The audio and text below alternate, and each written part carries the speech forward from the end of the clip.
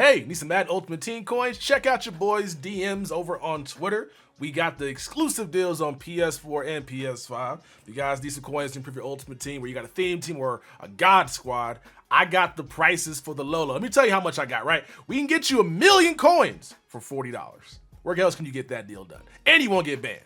What's good, everybody? It's your boy Tex, and we are back on the Madden Ultimate Team, and we went ahead and built the 2022 Panthers lineup. This is going to be the team the Panthers, as of right now, are rolling out into the season with, and I'll add more players and play with this team even online as we get more free agent signees.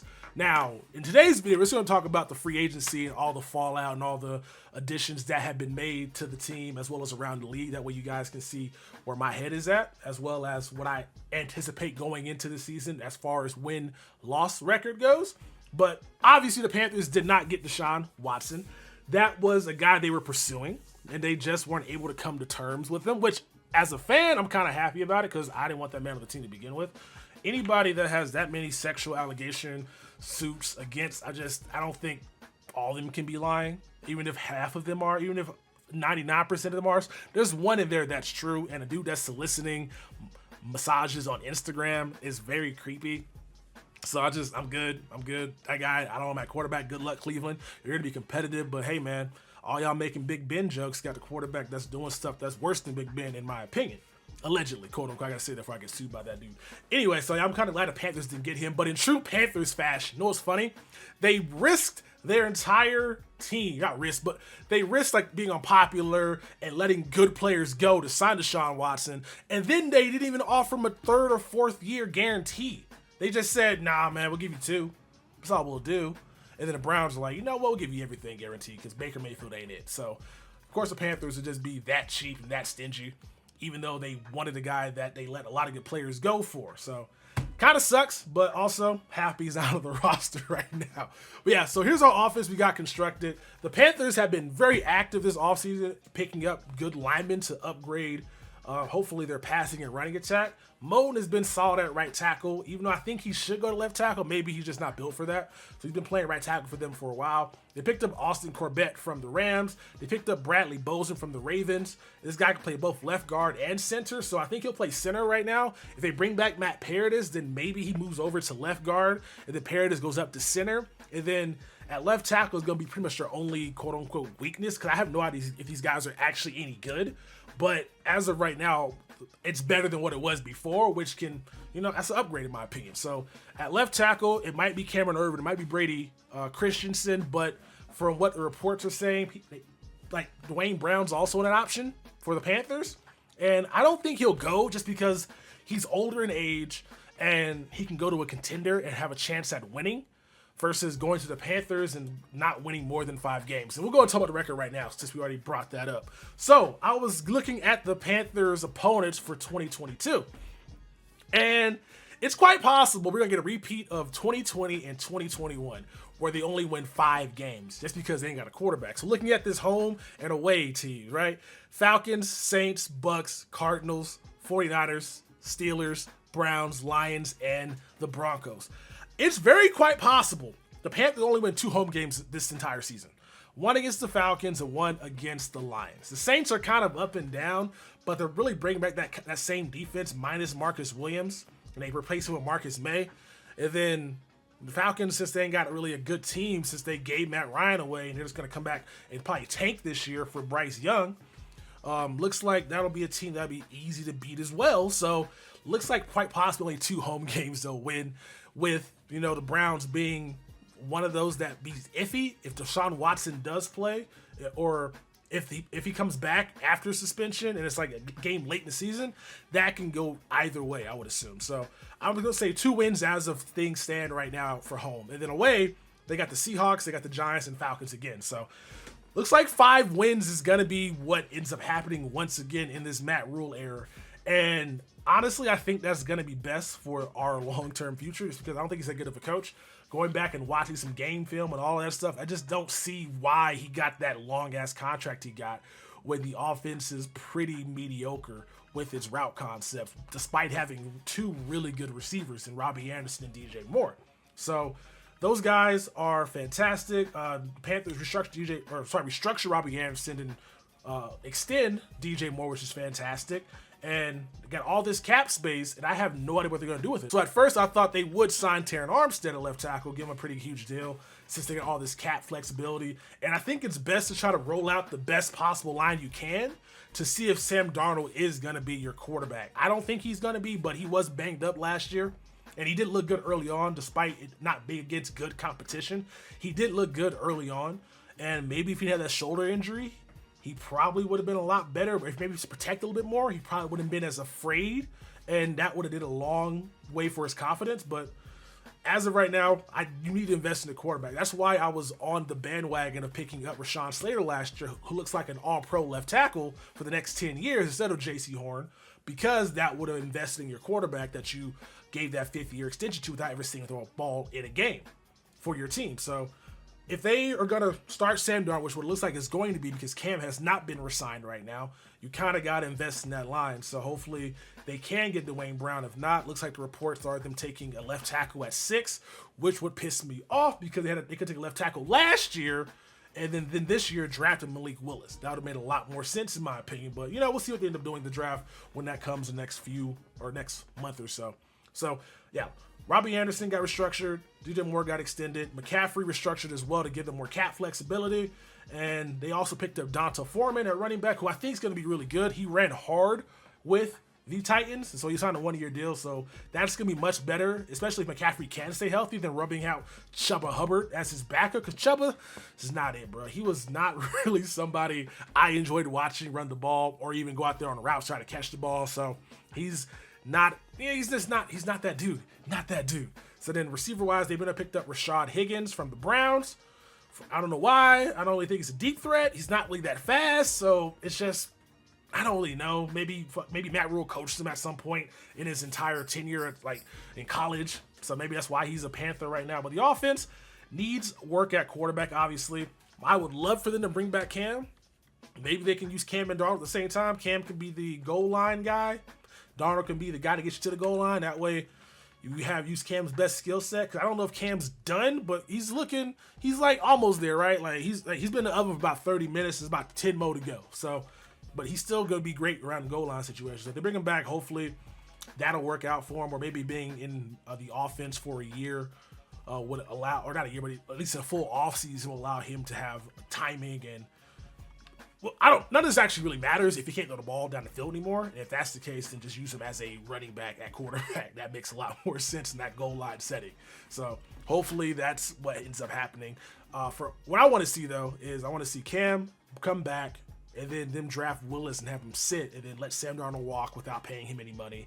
Cam can go the next year, then they can start Willis the year next. So that's something that I would like to see them do going forward. So that's the offense right now. They're rolling into Madden, or into a 22-year with, really good offensive line, just not so good of quarterback. So that's just going to be the detractor, which is why they don't win that many games. So defensively, though, since they weren't able to bring Deshaun Watson in, it had implications, obviously. They didn't bring back Hassan Reddick, who signed a $15 million deal with a year, I should say, so $45 million total with the Eagles, which really is going to hurt Brian Burns this year because Brian Burns needs that running mate, and I don't know why the Panthers would bring Reddick in if they had no intention of keeping him long term.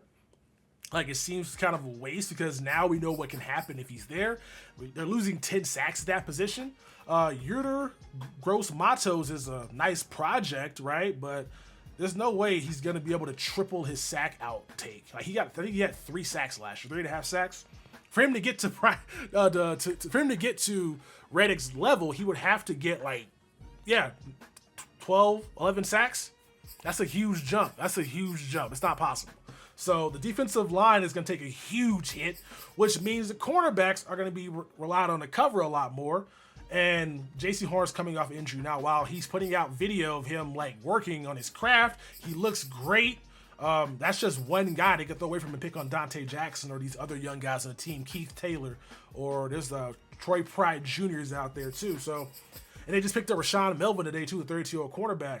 And I know a lot of fans want them to bring back Stephen Gilmore, and same thing with Dwayne Brown. Why would he come back if they're not going to spend a bag on him when he can go get a bag from someplace else and be on a winning team, right? The Raiders are an option out there, and there's probably a few other teams that have cap flexibility to be able to pay him a crazy amount of money in a short period of time. So it just don't make any sense. While I would love to have Stephen Gilmore back to solidify this defense and solidify this cornerback room, I just don't see what or why he would come back. They got all this cap money, and I don't know who they're going to sign. It doesn't make any sense to me. So the cornerbacks right now are all young, and they can't improve, but with no pass rush, man, it's going to be ugly out there, bro. Like, you got to rely on Brian Burns. All teams got to do is double team him.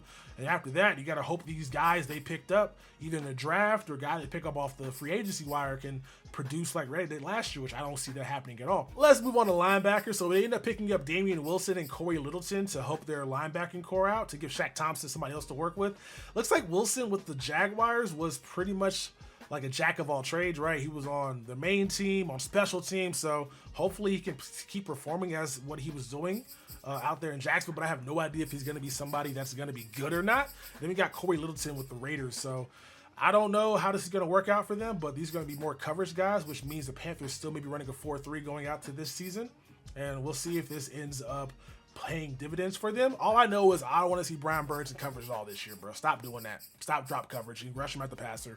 So hopefully these guys can allow Brian Burns to just kind of go after the quarterback, because they're going to need a lot of Brian Burns this year, because he is going to have to produce to make this defense work. Because if not, it's going to be ugly out there.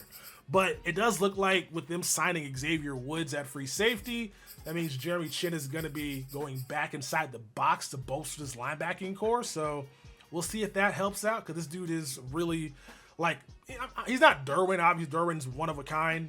Well, two of a kind, because Derwin and Tyron kind of do the same thing. Mika too. You know, there's a lot of guys that can, like, just roam out there in the field. Jeremy Chin is more of a linebacker masquerading at safety, so it's still nice to see him play and go out there and cover dudes, but he's best operating when he is being disruptive in the middle of the field, rushing the quarterback and all of that. So hopefully he can return to his natural position and help this linebacking core, because they are going to need it, because this pass rushing is just going to be bad. So I don't know what's going to happen next year with this defense, man, because their offense is going to basically have to perform.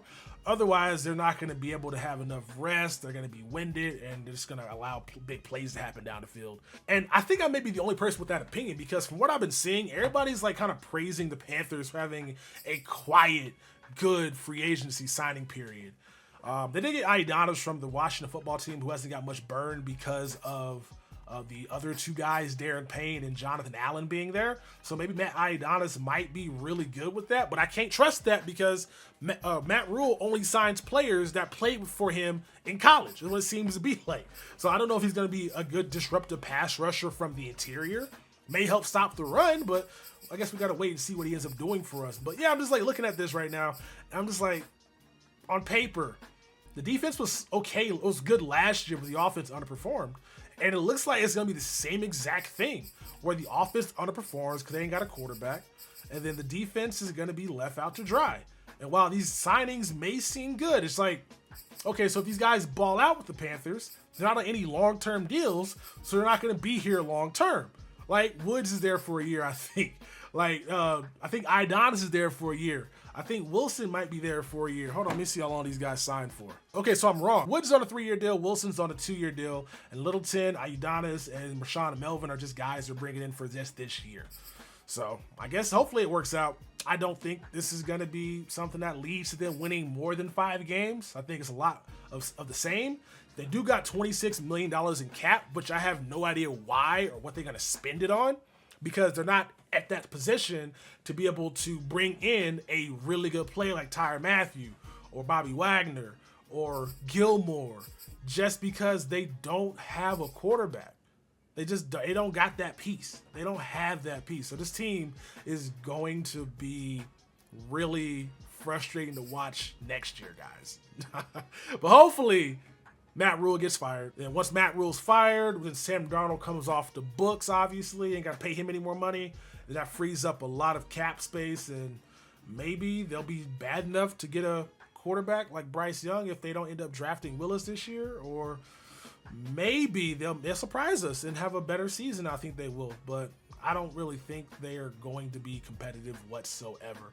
Even though the NFC is much weaker, they are still the third best team in that division. I'm not that optimistic about them being able to sign some really good talent, but we'll see what ends up happening. Maybe they can do some stuff during the draft, because this has been a crazy offseason as far as trades have gone. So maybe they can cook up something that'll be better than Baker Mayfield. I'm telling you right now, if the Panthers sign Baker Mayfield, bro, I'm out. I'm done.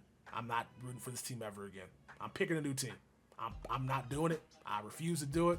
I'll never do it. But yeah, that's the team, man. Hope you guys have enjoyed. Like I said, we'll get some gameplay with this team. I gotta go ahead and pick up some more players off the auction house that are gold to play on this team. And we'll go ahead and get some play with this 2022 Panthers theme team, which is pretty bad in Madden, bro.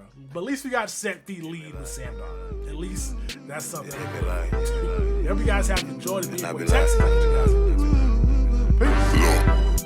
They say money can't buy your happiness, but I swear to God, it's a good down payment. Trying to stuff so many binges in my pocket, you would swear that I was out here trying to drown Franklin. I was bred in the slums, got fed up with crumbs, now you don't play a pound cake. Told me when it was a root of all evil, but I swear to God, I ain't never found safe.